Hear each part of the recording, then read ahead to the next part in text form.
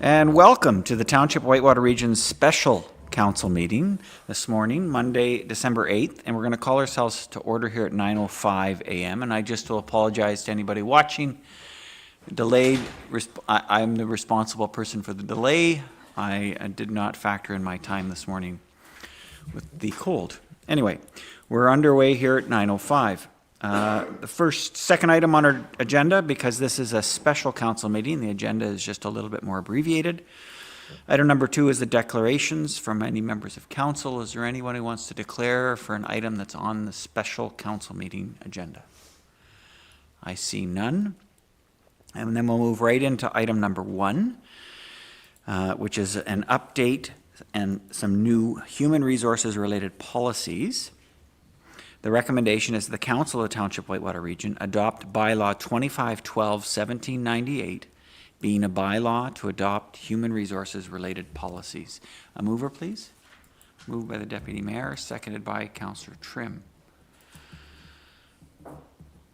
Good, and over to the CAO, please. Yeah, thanks so much. So what we have before council today is a report reflecting proposed modifications and new human resource policies for the employees of the Township of Whitewater Region. This report stems from a few steps that have occurred in the last number of years. One relates to our current council. Our current council developed what is called the Council Strategic Direction. Within that strategic direction, I believe there were about 5 objectives, one of which was staffing and culture.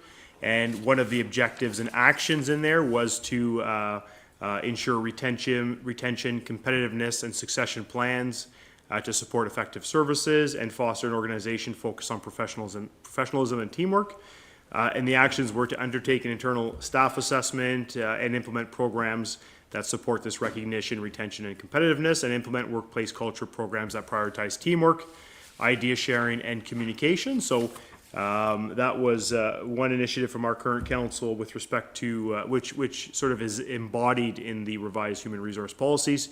Further to that, direction was given to the CAO on July 9th of this year, following an extensive process for the job evaluation salary review. One of them was to evaluate and present alternative retention strategies before the end of this year, which is covered as part of these policy changes, and to bring forward an annual cost of living policy reflective of consumer price index, so that payroll grid amendments annually based on consumer price index, which would keep us in line with cost of living. So over the past several years, the township has undertaken other initiatives to strengthen employee engagement. So through employee engagement, operational efficiency, so we've looked at those alternative hours of operation, summer hours, sort of to promote wellness throughout the organization. We've had those pilot programs, we've incorporated feedback from staff, and the proposed updates build on these initiatives to respond to evolving workforce needs, council's directive, and external factors such as economic conditions and demographic changes.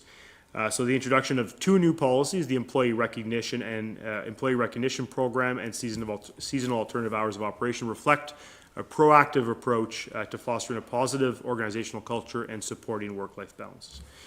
So in the analysis section of the policy, I do highlight the new policies together with the amended policies. I will highlight that the bylaw itself, given the extensive amendments, were developing a new bylaw which incorporates all of the human resource policies. So we have an existing bylaw. It goes from about A down to N, schedules A down to N. We're adding 2, O and P, I believe, or P and Q. My alphabet's missing me here a bit. But the new bylaw will be the new HR policy bylaw that will be enacted, put forth effective January 1. If it's not noted as being new or updated, it hasn't changed. All we've done is just made some minor edits to reporting. So some of the reporting went to a position that no longer exists with the township. So we've amended some reporting directives, but that was really pretty well it. So I'll just finalize by noting that staff, so the CAO has engaged with the senior management team, the County of Renfrew Human Resources team, so recognizing Amanda Nesbitt's, she's a human resource coordinator with the County of Renfrew, just noting the county human resources team efforts in the preparation of these policies. The CAO briefed all members of council a few weeks ago, and we've also briefed staff in the draft policy realm. So I met with all staff, two groups last week and then another group this morning at the arena at 8 o'clock this morning. So we've briefed them with the proposed changes, noting that they are draft and are being considered by council tonight. So next steps would involve, should they be approved today, communicate all the changes to the employees, prepare HR manuals, whether digital or paper copy or hard copy, and distribute to staff as well. And then we'll continue to monitor the policies and report back any impacts on them. I will note just lastly, the financial implications are quite minimal and are manageable within the existing budget. So any costs associated with the new or amended provisions will be absorbed through the operating budget and reserves, noted as working capital reserves if there's surpluses or deficits at the end of the year. But for the most part, all of these changes will be incorporated within the current operating budget that it was proposed to council at the last budget meeting. So looking for any feedback if there is any, and looking forward to moving forward with these policies as of January 1. Thanks so much. All right, thank you, CAO. I'll go to the mover first, which is our Deputy Mayor. Thank you. No, I've been through this a few times, so I'm good to go. Thank you. And thank you for all the work on that as well, CAO. That's excellent. Thank you. Good, and Councillor Trim, seconder. Just wondering if we'd be able to get a printed copy of this when it's finished? Absolutely. Yes, absolutely. I'll make a note to provide printed copies to council as well. Thanks. Sorry, just this, you mean the whole policy manual that he referred to? Or just the two new policies? That's right. Which one's right? The two new. The new I just want to see the new ones. Perfect, right? just the two new I can't ones. see it here. Yeah, no, that's perfect. Great. Good, CAO's got it. Questions from other members of council? No, I just make a comment here. It's important, and I appreciate inserting this special meeting in order to achieve this by the end of the year. So I appreciate staff's effort to work towards doing that and taking the opportunity this morning just before our budget committee meeting. And I just was hoping you might offer some explanation, not just for council, but also for the members that might be watching, about the support that we got from county, the fee-for-service model that was used in order to support you and other staff in preparing these HR policies? Absolutely, yes. So the Township of Whitewater region, actually I'll start with this, the County of Renfrew, the organization itself together with its subsidiaries, sort of employs over 900 employees throughout their whole organization. So in order to support that, they have a whole human resources team of staff that respond to sort of their needs. So I think they have about 5 or 6 sort of human resource coordinators and the like, together with a manager and maybe director. So a few years ago, they were offering to different townships sort of a fee-for-service support a few years ago, and we did in fact enter into an agreement with them as a result of some transitions in our staffing. So we used to have a human resources compensation coordinator, so that was sort of a payroll position together with human resources. In lieu of that, we've replaced the payroll position, and we've sort of joined the county in getting support for human resources through their HR with their HR team. So they have the ability to fund the training and the staying up and current with legislation as it changes very frequently. So we're very blessed to have their support with respect to HR policies and HR initiatives. So yeah, that's essentially how it works. We have an agreement with them. They charge us an hourly rate for their service, and it's very well reasonable, I would say. Thanks. Yeah, compare that to us hiring our own employee, qualifying them, maintaining their skills and qualifications, or two, hiring a consultant. Absolutely. The fee-for-service model provides us a level of support that is affordable. That's correct. Yes. Good. And the other thing I'll just say is I really appreciate, and I know that you had a lot of help from county, but also from internal comments from staff and working with the deputy mayor on these HR policies, ways to make sure that our workforce feels valued and supported in all aspects. not just keeping up with the consumer price index, but also with recognition, with seasonal hours of operation, with sick leave, all of these policies that really can make a difference in the lives of our employees here at the township. This achieves that. So I want to just make sure that we thank the work that the deputy mayor and the staff did on this. Good. Any final comments? Yeah, Councillor Trim. I may, Mr. Mayor, your comments made me think of something else.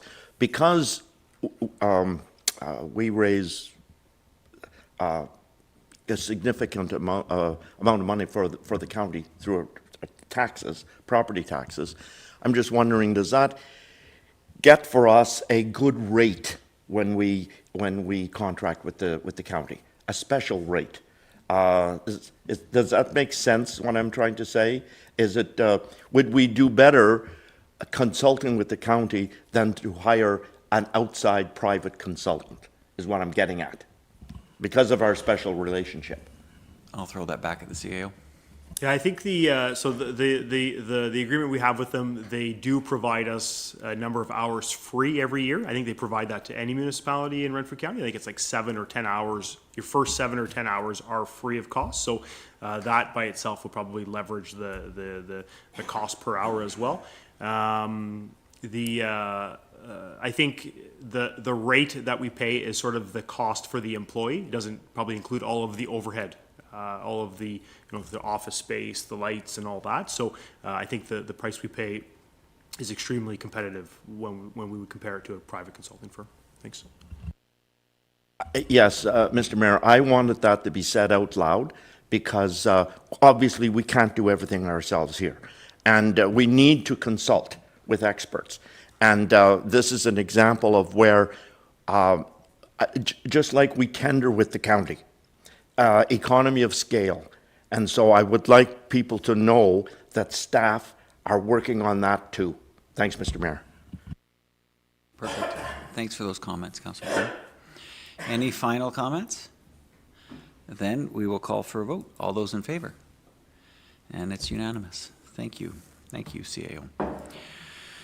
Next item on the agenda is a confirmatory bylaw for this meeting. There is only the confirmatory bylaw. So the recommendation is that the Council of Township Whitewater Region adopt bylaw 2512-1799, being a bylaw to confirm the proceedings of council for its special meeting of December 8th, 2025.